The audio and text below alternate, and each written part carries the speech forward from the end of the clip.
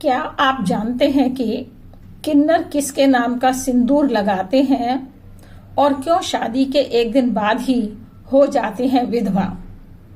किन्नर, अबूझ पहेली और रहस्यमय जीवन।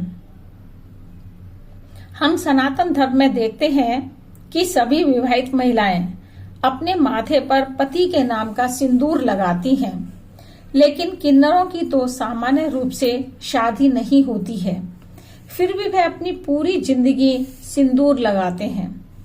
पर किसके नाम का सिंदूर विवाहित महिलाओं की पहचान होती है तथा पति की लंबी उम्र से भी इसे जोड़ा जाता है। किन्नर लंबी उम्र की प्रार्थना करते हुए रोजाना माथे पर सिंदूर लगाकर ही बाहर निकलते हैं।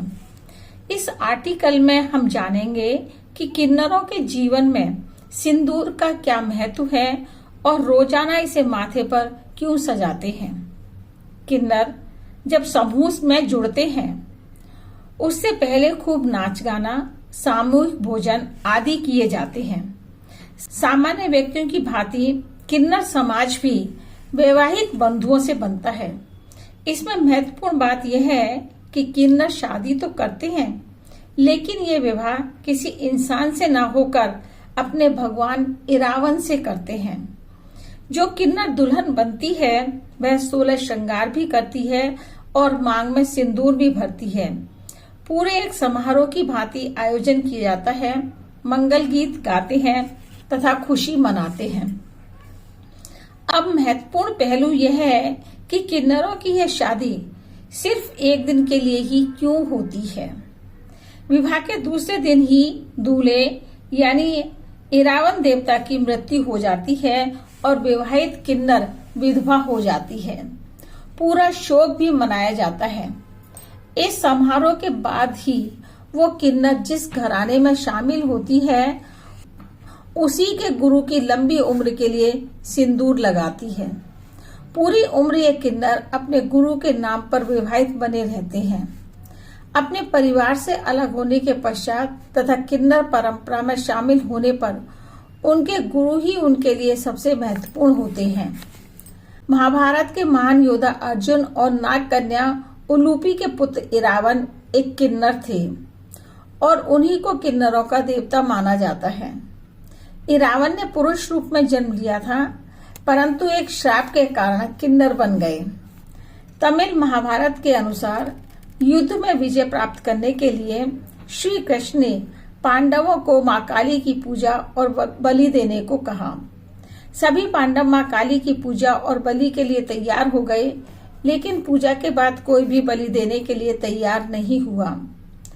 तब इरावन ने कहा, नर बलि दे दो और मैं अपने प्राण मां काली के सामने त्यागने को तैयार हूँ। सभी पांडव इस सुझाव से सहमत हो गए। बलि देने से पहले इरावन ने एक शर्त रखी कि वह प्राण त्यागने से पहले विवाह करना चाहते हैं। यह सुनकर पांडव परेशान हो गए, क्योंकि जो व्यक्ति मरने के लिए जा रहा है उसे कौन पिता अपनी पुत्री देगा और खुद ही अपनी पुत्री को विधवा होने का कलंक लगवाएगा।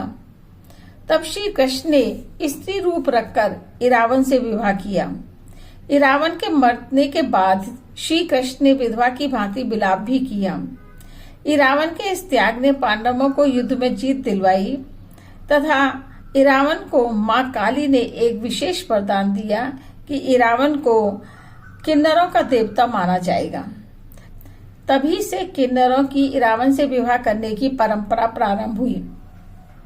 इसलिए किन्नर शादी के एक दिन बाद विधवा हो जाते हैं, फिर भी पूरी जिंदगी मांग में सिंदूर भरते हैं।